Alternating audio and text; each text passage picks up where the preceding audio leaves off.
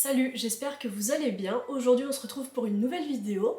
Et aujourd'hui j'ai juste envie de lire en fait. J'ai pas envie de passer que 30 minutes à lire dans ma journée comme d'habitude, j'ai vraiment envie de passer toute ma journée à lire. Et ça tombe bien puisque aujourd'hui c'est la première journée que j'ai depuis longtemps où je travaille pas, je fais rien, je vois personne, je n'ai strictement rien de prévu.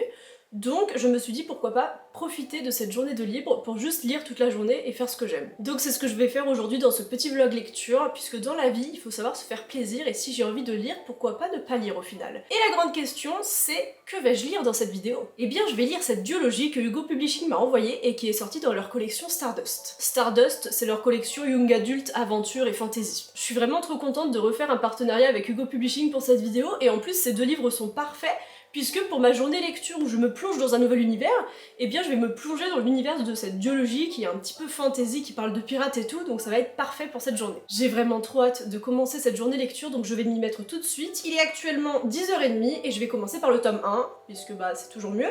Donc je commence par le tome 1 qui est La fille du roi pirate de Tricia Levenseller, et plus tard dans la journée je lirai La fille de la reine sirène qui est sortie le 2 octobre, et je le lirai plus tard dans la journée, puisque l'objectif c'est de lire les deux livres aujourd'hui, et de les finir aujourd'hui, pour passer une super journée lecture. Bref, je commence le tome 1, et puis on se retrouve pour mon avancée dans la lecture.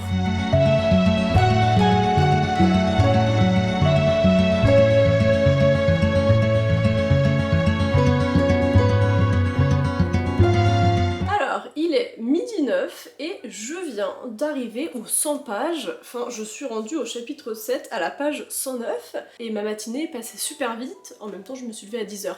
Mais je veux dire j'ai été carrément prise dans l'histoire, donc là pour l'instant ce qui s'est passé c'est que Alossa, le personnage principal, c'est la fille du roi pirate, d'où le titre, t'as capté? Alossa là ce qu'elle a fait c'est qu'elle s'est fait prendre en otage par un équipage pirate rival à son père, afin de leur subtiliser sur leur bateau une carte qui est très importante pour elle et son père. Du coup c'est un peu une mission sur ordre de son père là qu'a fait. Et donc elle doit faire l'otage la journée, tout en essayant la nuit d'aller subtiliser la carte. Donc c'est assez sympa et assez angoissant de se dire qu'elle peut se faire prendre à chaque instant. Mais aussi il y a une histoire d'amour qui est en train de naître avec Ridon, du coup le second de cet équipage sur lequel elle s'est fait prendre. Le capitaine de l'équipage sur lequel elle s'est fait prendre c'est Draxen et son frère c'est Ridon, le second du coup. Et j'ai l'impression qu'ils vont finir ensemble, hein. Je vous le dis maintenant. Mais j'ai l'impression que vraiment il y a une histoire d'amour qui est en train de se créer alors qu'elle est prise en otage. Est-ce que c'est le moment, Alossa, de penser à ça? À un moment donné, pense à la carte et pense à te sauver de ce bateau. Enfin, je sais pas, mais moi je serais prise en otage sur un bateau pirate, ma priorité ça serait pas de draguer le second. Après, si ça serait une fille... Enfin non, faut pas...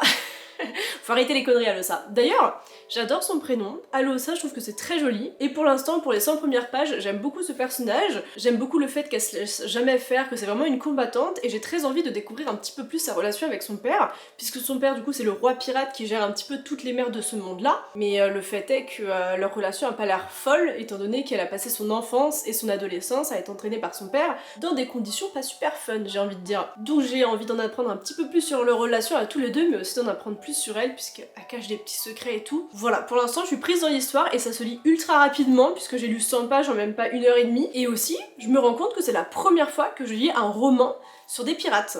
J'adore l'univers des pirates et tout, ça m'a toujours passionné, mais je me rends compte c'est la première fois que je lis un livre avec des pirates et j'aime beaucoup trop l'ambiance et j'ai envie d'en apprendre un peu plus, donc c'est parti, je vais continuer ma lecture.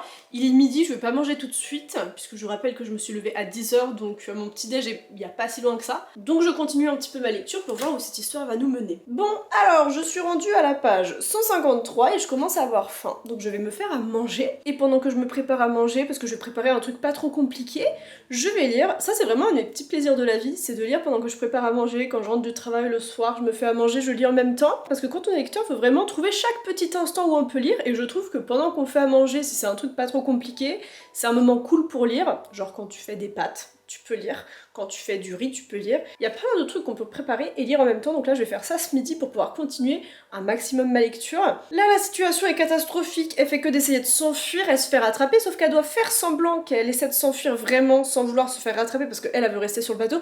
Enfin voilà, donc là Alossa me fait vraiment passer par tous les stades de stress. Je profite quoi.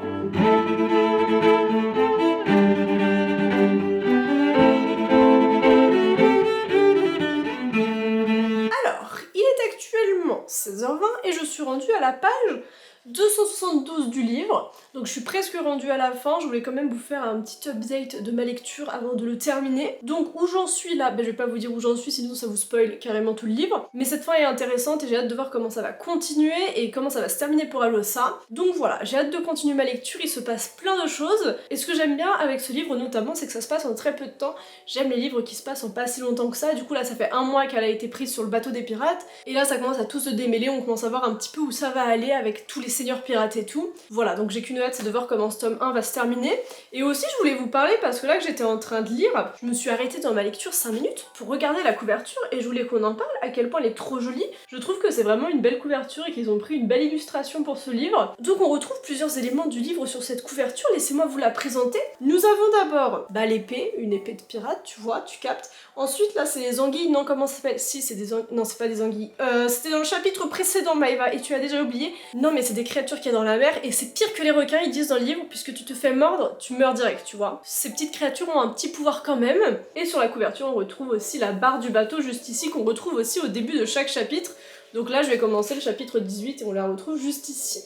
On reste toujours un petit peu dans l'ambiance pirate, tu vois. Donc voilà, là je suis trop prise dans mon aventure de pirate, je vais continuer et on se retrouve dès que j'ai terminé le livre pour ensuite commencer le tome 2. Je viens de terminer de lire La fille du roi pirate. La fin du tome 1 était toute douce, ça donne trop envie de commencer directement le tome 2, ce que je vais faire tout de suite. C'était très intéressant dans la fin de ce tome de découvrir un petit peu plus la vie et les secrets d'Alossa, d'en apprendre plus sur elle au final. Aussi à la fin il y a beaucoup de personnages qu'on connaissait pas encore qui apparaissent et on apprend à connaître ceux qui étaient déjà là, donc ça c'était cool. Et dans le second tome j'espère qu'on retrouvera tous ces personnages et qu'on apprendra à plus connaître l'équipage d'Alossa, puisqu'elle a son propre équipage, en fait elle est capitaine. Avant de se faire prendre en otage par cet équipage là, eh bien elle a son équipage à elle, donc j'espère que dans le second tome, la fille de la reine sirène, on va apprendre à connaître tout son équipage et qu'on va voir son équipage, son bateau, tout ça. C'est ça qui m'intéresse pour ce second tome, et puis aussi, est-ce qu'ils vont réussir à récupérer les 3 morceaux de la carte qui assemblés forment la carte qui mène à cette île qui a plein de trésors? Est-ce qu'ils vont réussir dans ce second tome à assembler la carte? C'est ce qui m'intéresse, c'est ce que je vais voir maintenant. Donc je commence tout de suite à lire La fille de la reine sirène, et quand on lit le tome 1, on comprend totalement pourquoi le tome 2 s'appelle comme ça. Donc c'est parti, il est 17h37 et je commence ma lecture du tome 2. Autant vous dire que là, pour le moment, ma journée se passe super bien. J'ai juste à lire et à me reposer, c'est trop cool.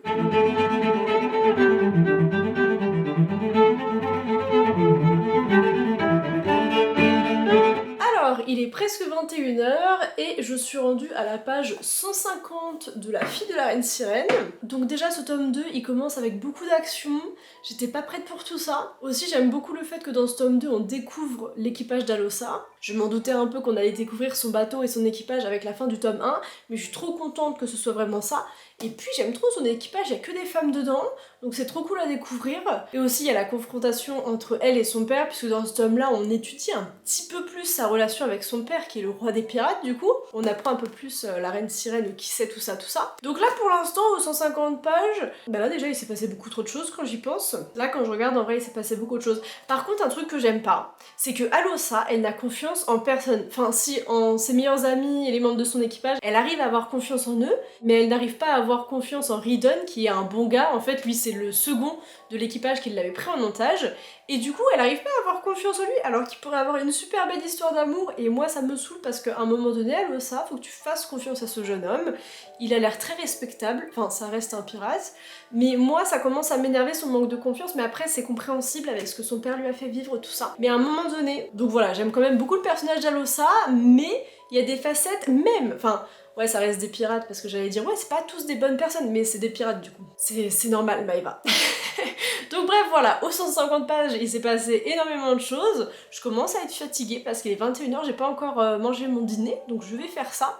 Je vais manger et je me remets ensuite à lire. J'espère vraiment terminer le livre ce soir parce que j'ai trop envie de lire les 2 livres à la suite. Je trouve que c'est trop une bonne expérience à faire. Donc... je mange et je me remets tout de suite après à ma lecture. Par contre, j'en reviens toujours pas que Alossa, elle a une enfant de 6 ans dans son équipage. Est-ce que c'est pas un peu jeune pour être pirate? Enfin, 6 ans, c'est petit 6 ans quand même.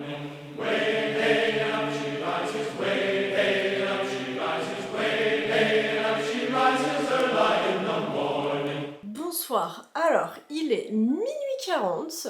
J'ai presque terminé de lire La fille de la reine sirène. Je suis rendue à quelle page? Je suis rendue à la page 305, au chapitre 18. tout s'accélère. Je tourne juste un petit morceau de vidéo avant de continuer la fin, pour vous dire un petit peu où j'en suis au final. Là honnêtement je passe une bonne soirée, j'ai pris mon petit repas, j'ai pris ma douche et ça fait 1h30 que je lis tranquillement dans mon lit. Donc honnêtement tout va pour le mieux. Et c'est bizarre parce que d'habitude quand je lis le soir ça m'endort et du coup ça me permet de m'endormir plus rapidement. Mais là il est minuit passé et je m'endors pas, genre je suis prise dans l'histoire du coup je m'endors pas. Après c'est peut-être aussi lié au fait que je me suis levée tard ce matin, mais en tout cas j'ai pas du tout sommeil et je profite de ma lecture. Là c'est ça, dans la fin du tome 2, tout s'accélère. J'aime toujours autant découvrir cette vie de pirate et découvrir un petit peu comment la vie fonctionne sur le bateau, et je trouve que vu que là dans ce tome là, Alossa elle est sur son bateau à elle, je profite beaucoup plus et elle me stresse beaucoup moins parce que ces décisions dans le tome 1, moi j'en pouvais plus. Du coup là honnêtement dans le tome 2, je suis plus reposée, tu vois. Enfin je dis que je suis plus reposée, mais là dans cette fin de tome, je suis un peu pas mal angoissée pour ce qui arrive. Puis c'est surtout la petite fille Roselyne qui a 6 ans sur l'équipage. Moi à un moment donné ça me fait trop peur pour elle, donc bref voilà. C'est trop cool de découvrir tout cet équipage. Et là je vais continuer ma lecture, c'était juste pour vous dire où j'en étais à cette heure-ci. Et aussi là ce soir je me suis rendu compte que j'ai été bête toute la journée, puisque j'ai trouvé une playlist un peu ambiance pirate, un peu mood marin. Donc j'ai trouvé une petite playlist que j'écoute en même temps que je lis, et j'aurais dû faire ça toute la journée, puisque les chants marins et tout, je trouve que ça va trop bien avec la lecture de ces livres.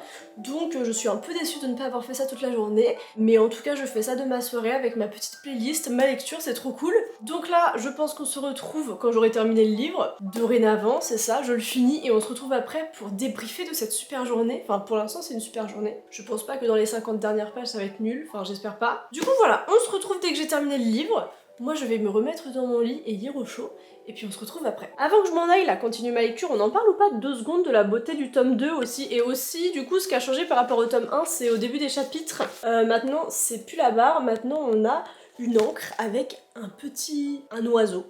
Bref, voilà la couverture du tome 2. Je me remets à ma lecture et on se retrouve après.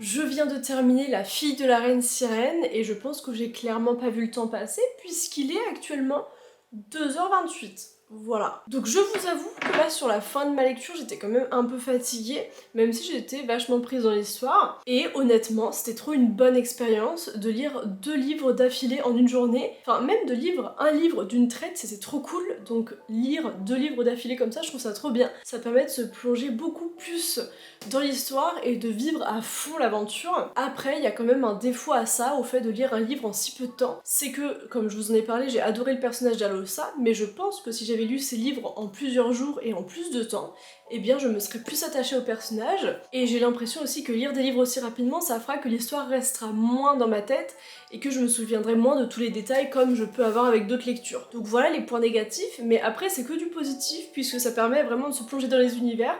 En plus, vu que c'est un peu de la fantasy, c'est un univers pirate et tout, dans un autre monde, et bien ça permet de se plonger à fond dans cet univers-là et de ne vivre que pour cet univers pendant une journée. Donc moi qui avais ma journée de libre, je suis trop contente de l'avoir passé à lire, puisque c'était trop bien. J'ai profité de ces 2 livres à fond, et honnêtement, c'était trop une belle expérience. J'ai passé une super journée, une super soirée. Pour vous dire un petit peu comment s'est passée la fin de ma lecture de La fille de la reine sirène, il y a eu encore plein de révélations. La fin...